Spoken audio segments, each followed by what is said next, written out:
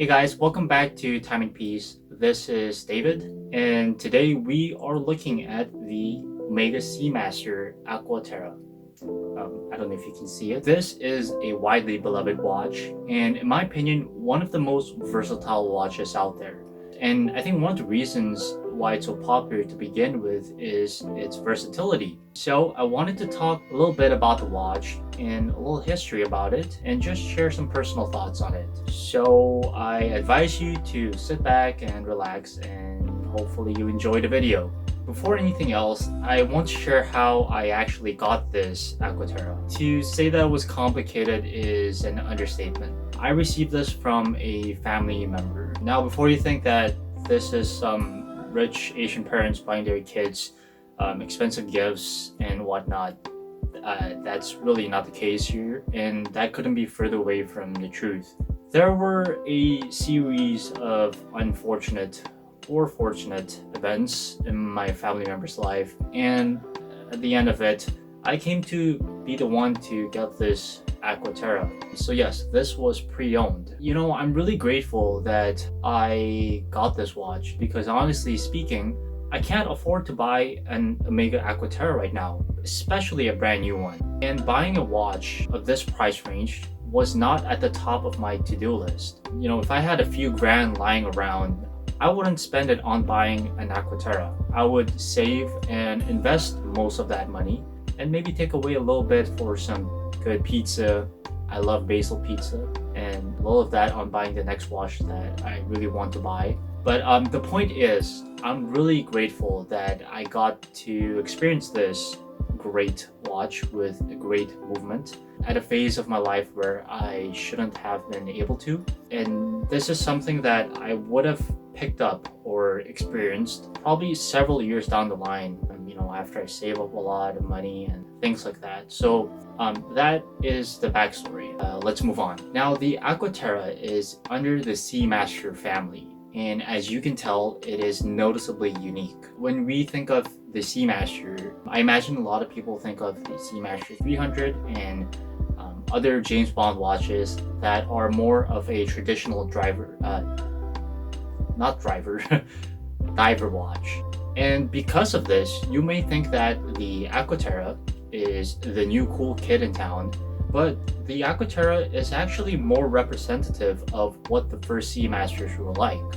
The first Seamaster was introduced in 1948, and its design was based on the watches that Omega provided for the British military during World War II, specifically the airmen and the sailors. And surprisingly, these first Seamasters didn't look like a diver at all. In fact, they weren't even made to be used underwater. It was meant to be a robust, water-resistant, everyday watch suitable for most environments and occasions. It was only with the introduction of the Seamaster 300 in 1957 where we started to see some of the features of a traditional diver watch. And throughout the years, the Seamaster became a true diver watch, and the once more dressier look of the Seamaster was gone. But in 2002, Omega came out with the Aqua Terra, which became a sub-collection of the Seamaster line. And the Aqua Terra drew its inspirations from the earlier, dressier Seamasters. So the Aqua Terra, from its inception in 2002 to the present, underwent stages of notable changes. The first Aqua Terra featured a caliber 2500,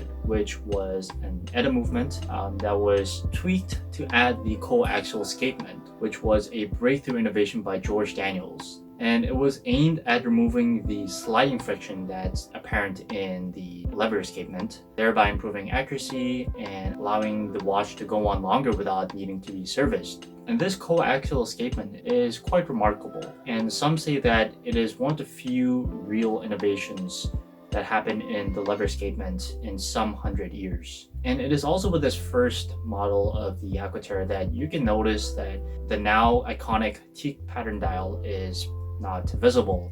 And that is because that it only came in 2008. And 2008 was a big year for the Aqua Terra. This is when they started to use the in-house caliber 8500, which now came with a 60-hour power reserve.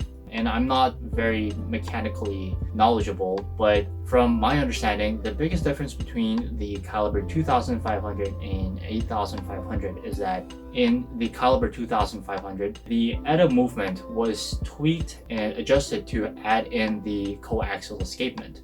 Whereas in the caliber 8500, the whole movement was built around the coaxial escapement, allowing it to function better and more efficiently. And starting with the Aqua Terra caliber 8500, we started to see the teak pattern dial, vertical lines in the dial, and it's supposed to be reminiscent of the decks, the wooden decks of luxury sailboats and yachts. And I'm sure many of us can relate to staring at the wooden decks of our private yachts. Yeah, all jokes aside, I think the teak pattern is really well done. I think it's extremely tasteful and is a really nice way to connect the watch with its marine and sea heritage. And since then, the teak pattern has become a staple and an iconic feature of the Aqua Terra. Now, from here on, the Aqua Terra continued to evolve. In 2013, the caliber 8505 was introduced, and this movement had a magnetic resistance of 15,000 gauss, which is really mind-blowing and incredible. To put this to perspective, a lot of mechanical watches can be magnetized from a magnetic field of 100 gauss to a few hundred gauss, and the Rolex Milgauss has a magnetic resistance of 1,000 gauss. So this is a 15x from the Milgauss. And you may think it's unnecessary, but gotta give your hats off to Omega for this. It's quite an innovation, I would say. And if ever your Aqua Terra with the 15,000 gauss resistance is magnetized for some reason, I would probably be more concerned with your health than the watch. I don't know. I think I would probably be visiting the hospital first, then going to get your watch demagnetized. And finally, in 2017, Omega introduced the Master Chronometer caliber 8800. And this was not only COSC certified because it is a chronometer to begin with, but it is also Meta certified, which is promoted to be the new standard of watchmaking. From what I know, the Meta certification process and the testings are more strict than the COSC. And Omega is actually the first one to have this Master Chronometer title. So congratulations, Omega. And it is with this caliber 8800 we saw some changes in the design of the Aqua Terra. Most notably, the once vertical teak pattern changed horizontally, and the window date from the 3 o'clock position went down to the 6 o'clock position. So this watch has gone through some small and notable changes over time. That was quite a lengthy introduction, but I thought that would be interesting to share. Now, based from what I said, you can probably get the idea that this watch means serious business. It's not only great looking, but it has some serious specs to go along with it. Now, this particular Omega Terra that I have is caliber 8500, and it is a master coaxial chronometer. And what that means is that it's not a master chronometer, but master coaxial is Omega's way of saying that it has that 15,000 gauss magnetic resistance that we talked about. And it is a true chronometer, COSC certified, meaning that its accuracy is one of the best in the world, having accuracy deviations of somewhere around -4 +6 seconds a day. I know that there are some people in the watch community that really care about the accuracy. And personally, accuracy is not something that I care overly about. With that said, I really appreciate the work that went into this watch to get that accuracy down to that standard. I mean, this is all mechanical. There's no battery inside. It's all small parts moving, and to have an accuracy like that, it's really amazing. Especially for me, because I can barely build a Lego. So I really admire the people who made this. It's really cool. Now, if you look at the dial, it has that first generation of vertical teak pattern that we talked about, and I love it. It's simple yet beautiful and elegant. And these hour markers are evidently inspired from the first generation of Seamasters with a sharp tooth shape, and it really gives a clean and modern look to the watch. It's just really clean. That's all I could say. Nothing feels off about it. And the chapter ring is nicely done. Unfortunately, my camera isn't that good, so you won't be able to see it, but if you look closely, the chapter ring is not smooth, it has lines. And you know, initially I thought that the chapter rings were of a different shade of blue. But you know, I think they are the same shade of blue, but it's just the way the light plays with the whole dial. I would really appreciate it if someone confirms that in the comments down below. And the edges of these markers and hands, it gives off a light rainbow hue when light is bounced off. I'm not sure if this happened to my other watches as well. Even the Omega Mark has that rainbow hue when light is bounced up, and that's really cool. And the date window is placed at the 3 o'clock position. And some people are not fans of this because there are variations where you have that steel outlining on the date window, whereas this one does not. And I think the steel outlining would have looked nice as well, but this doesn't really bother me. Moving on, let's look at this lug of this case body. Now this is really interesting because this is my first Omega, and Omega is fond of using this lyre lug. As you can see, it's not a straight lug, it is curved and twisted, and it almost looks like a bagel or a baguette. Excuse me for my imagination once again. And you know, at first it was kind of odd, and I personally don't have a strong opinion on it, but it certainly does give the watch a more circular feel. And it looks nice, at least with this Aqua Terra. And I want to talk a little bit about the crown because I do not like this. This is a screw down crown and it has a little crown guard. And when you try to unscrew this, it is an extremely unpleasant experience. My nails and skin always gets chipped, and I don't know, I actually hate it. This is probably my biggest complaint about this watch.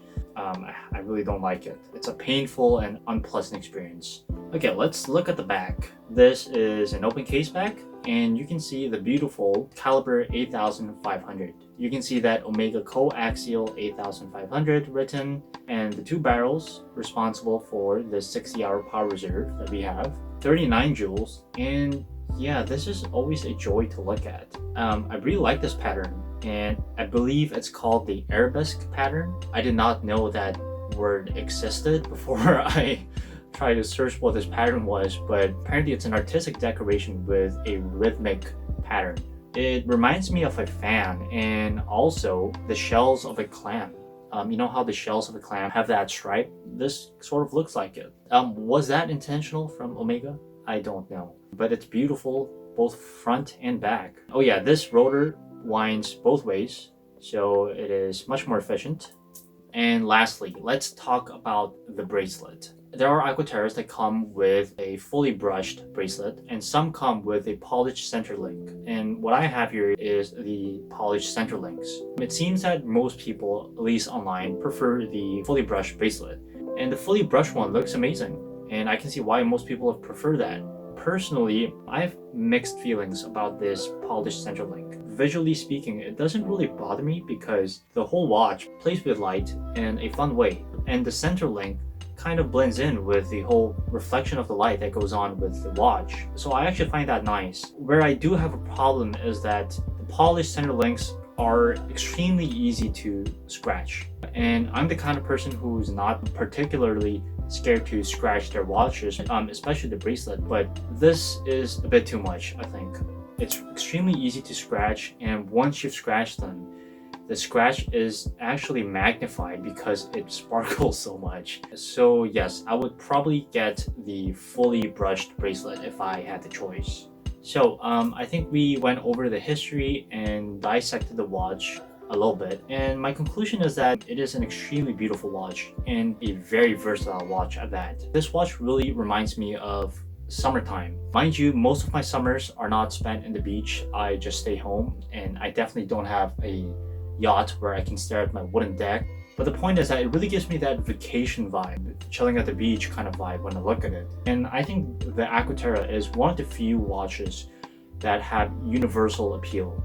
It's almost like a Datejust in that way. It's a sporty, dressy watch that you can wear to almost anything. You can be wearing a t-shirt with this, or I don't know, a sweater, a shirt, and even a suit. And this watch really almost checks out all the boxes for me. It's not too flashy, you can wear it to anything, You can dress it up, you can dress it down. It has a great movement with some real innovations. It's a chronometer.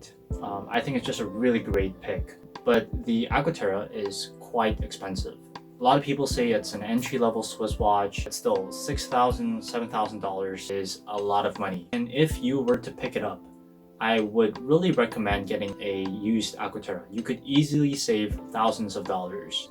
And I really think that buying used is smart in most occasions.